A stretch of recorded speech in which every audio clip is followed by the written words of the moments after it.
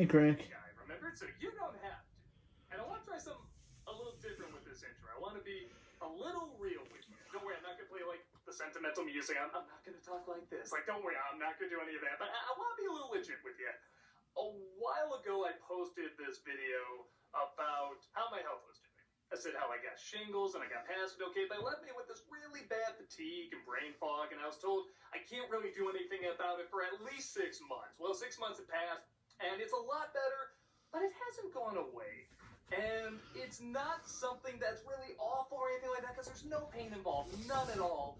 But it does start to mess with you after a while. When you get this thing, suddenly it can last a couple seconds, it can last a couple days, and I just feel lost in my own head. I can't focus, yet my mind is going to like a million things at once. I'm pretty sure I have ADHD and OCD, and they kind of complement each other because I like moving on to the next thing, but I also really love deadlines, so I think that really helps a lot for my work, and I have the greatest job in the world, and this is keeping me from my job. It's keeping me from making videos, and it drives me insane, and sometimes I can't even form words when it happens. Like I was at a convention earlier this week, and sometimes I had to have someone interpret what I was saying because my brain would just not be able to form words, and it's, like I said, not the worst thing, but you can really, really just get lost in it. There are times where I just truly feel lost. Now, why am I telling you all this? Why am I bringing this all up again and stuff? Well, first of all, I am going to see, an expert on. Actually, by the time this comes out, I will have seen somebody already, so I mean, that's already happening. But I swear, I'm not doing this to try and get pity from you by any means at all, because, again, so many people are going through so much worse. But I'm bringing this up because while I go through this, for some reason, this movie keeps popping in my head.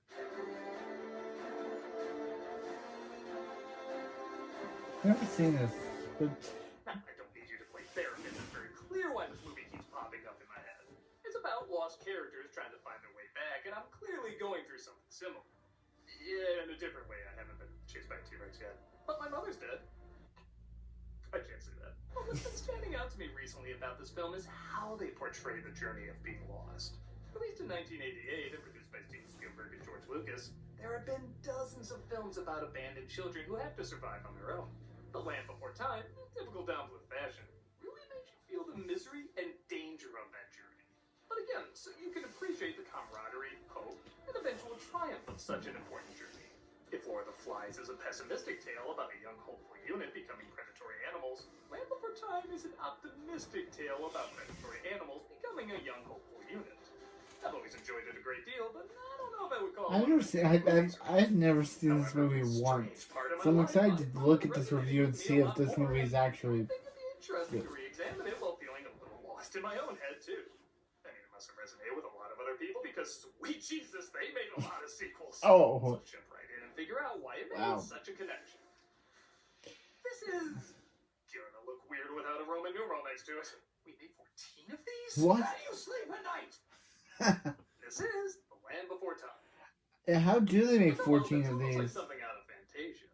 Really taking its time. How do you make 14 movies? It's not even all on focus, but Out of a cartoon, out of an anime, out of a good animated movie. Past life or something.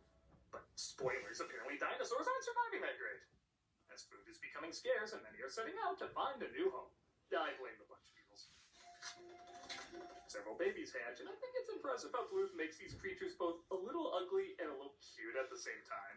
They're wrinkly with drab colors, but they also have big, bright eyes with wide open mouths. They surprisingly complement each other.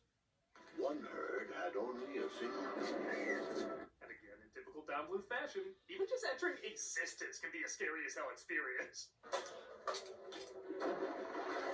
Yeah, remember when they said this herd only has one baby? Kinda makes you look at these smashed eggs a little different, huh?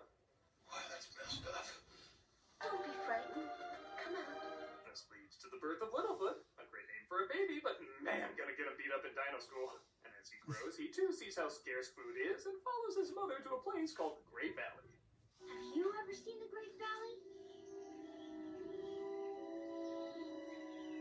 No. Sorry, I had to take the roundabout to answer that. That was more of a face-to-face answer. Yeah, why? They also discover one leaf left called a tree star, and they decide not to eat it because it's very special. A tree star. It is very special. Granted, they never say why it's special, but I kind of think that. It has a meaning to them, and that's all that really matters. That's also something you can read different takes on, like it feeds you and gives you energy, but you don't eat it because it's a reminder of what you're looking for. A place filled with many more of them. It kind of makes sense. With that said, if I was in a food famine and someone had a special Snickers bar, I'm not even taking the wrapper off before I eat it. I don't care what it meant to you. Some things you see with your eyes, others you see with your heart. While they've never seen the Great Valley, the family goes strictly on faith and believe it not only exists, but there's more of their own kind there. As different types of dinosaurs don't always get along. Three horns never play with long necks. Dude, he said the LN word. He stumbles across the same three-horn again named Sarah, which I'm ashamed to point out over 25 years later, I never knew was spelled like this. Get it? It's like the arrow in FedEx. I hate how mind-blowing that is. But I like the mentality of even though she acts like she hates Littlefoot, she'll forget about it quickly because, fun is fun. Approached by a T-Rex named Sharptooth, and I love her as menacing as they make the king of the dinosaurs. He's still not as scary as Don Bluth just drawing a cat. I'm artistically offended. Littlefoot's mother comes to save him, though, in the most epic battle of keep your kids off my lawn ever. An earthquake hits, incorporating to no surprise some pretty intense animation, separating the herds and sadly doing in Littlefoot's mom. Oh, better get that spring song from Bandy ready. Yeah, we ain't pulling that shit here. When a character dies, they let you sit with it for a while. And it is appropriately brutal. Do you remember the way to the Great Valley? I guess so. But why do I have to know you're gonna be with me? Now just put your kidneys back in your body and we can get going. I really wasn't kidding when I said it lets you sit with the sadness. As Littlefoot tries to carry on with the journey, but breaks down in front of another dinosaur named Rooter. Voiced by that Hank. Hey, what's going on here? What's your problem? You're not hurt. So this is gonna sound really weird, but this is my favorite performance from this actor. I don't know, maybe I haven't seen him in enough roles, but whenever I see him, he always plays the bumbling, goofy guy. Even when he plays a part with dignity, they end up turning him into a doofus later. Here, though, his voice carries a lot of toughness, but also a lot of heart. It is nobody's fault. The great circle of life has begun. Not all of us arrive together at the end. At first he's like, what's your problem, you Gen Alpha safe space? But then he puts together what's going on and convincingly, as well as warmly, changes.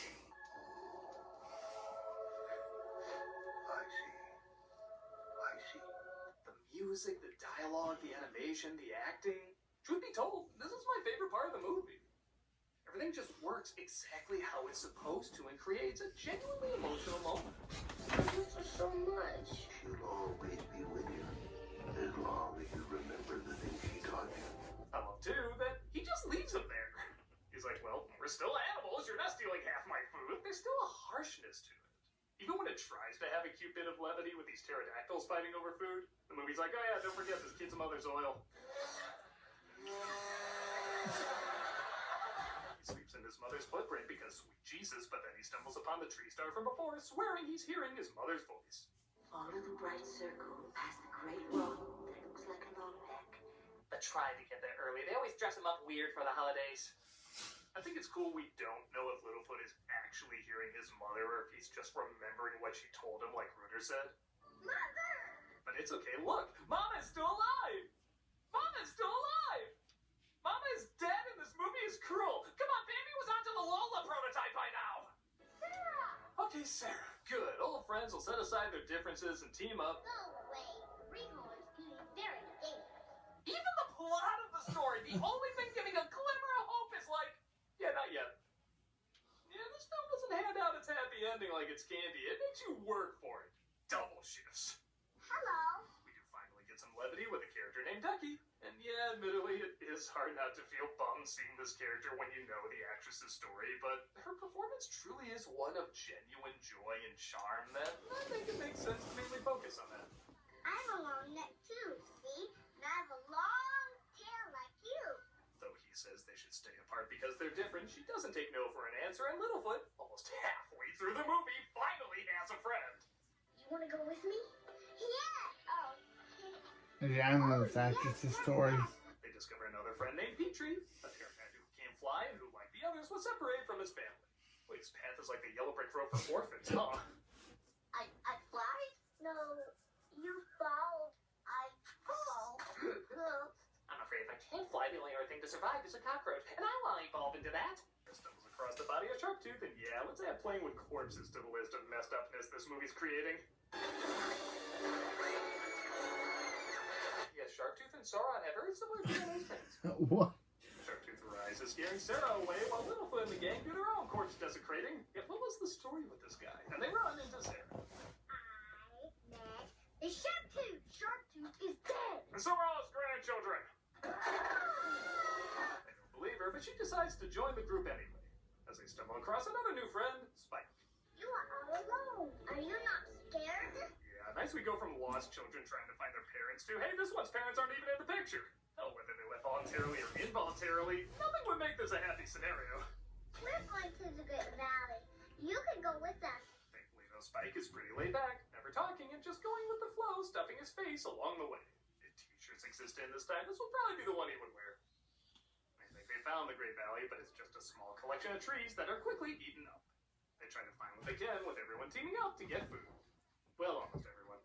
Your car looks so ridiculous. So, eat Sarah? We're all agreed to eat Sarah? Sarah tries to get her own food, with Littlefoot helping out, without ever letting her know he's helping out. See? I can take care of myself. Well, I think you can make the argument this isn't exactly good team building. You can also acknowledge they're kids, and admire Littlefoot's attempt to be nice. This is why I like when stories like this are done well. If the main character makes a mistake, they're young, they're still growing and learning. It's not like when an adult makes a stupid decision, you're just like that dumbass should know better. If anything, with younger characters, they become more endearing through their mistakes, if they're handled correctly. And literally, at the end of the day, it is the rest of the group that eventually goes to rest with him because they trust him and because he accepts them with open arms, including Sarah. For sweet, believable moments. Shit gets real, though, when Sharptooth attacks, proving Sarah was right all along. Though they escape, this creates a rift in the group, as Sarah wants to go an easier way despite all the landmarks Littlefoot was told about, leads them in a different direction.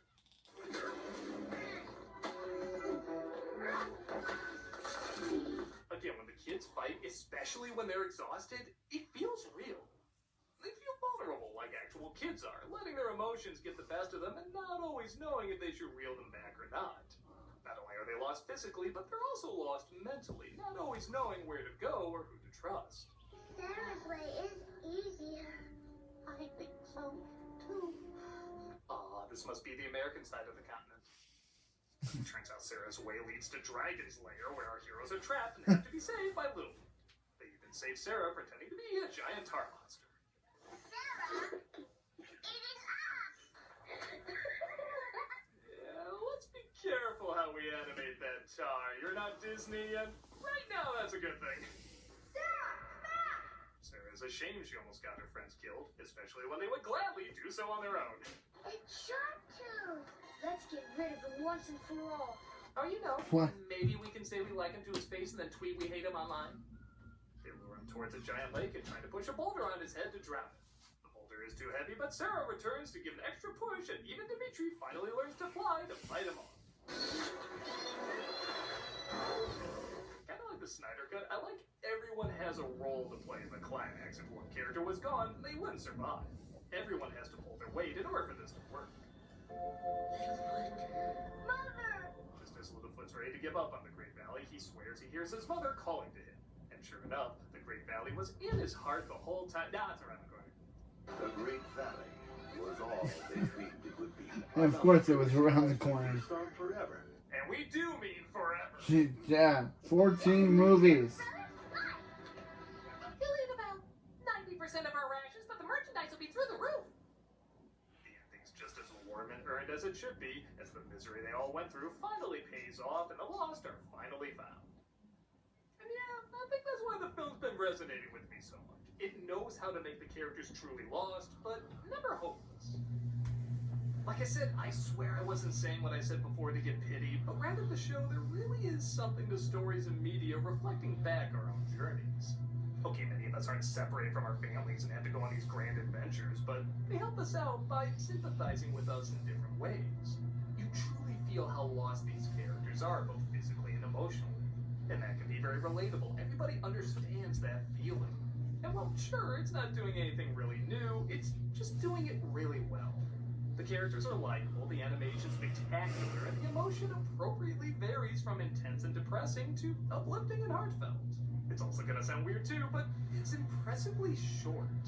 The film is just a little over an hour, and it feels like so much was accomplished in that amount of time that you'd swear it was longer. It was made at a time when Disney was leaving a void that needed to be filled. In fact, a lot of people argue this film was much more like classic Disney than the actual Disney film that came out that same year. A big part of that comes from the film knows not to lie about how overbearing the challenges of life can be, but still remind you they can be overcome.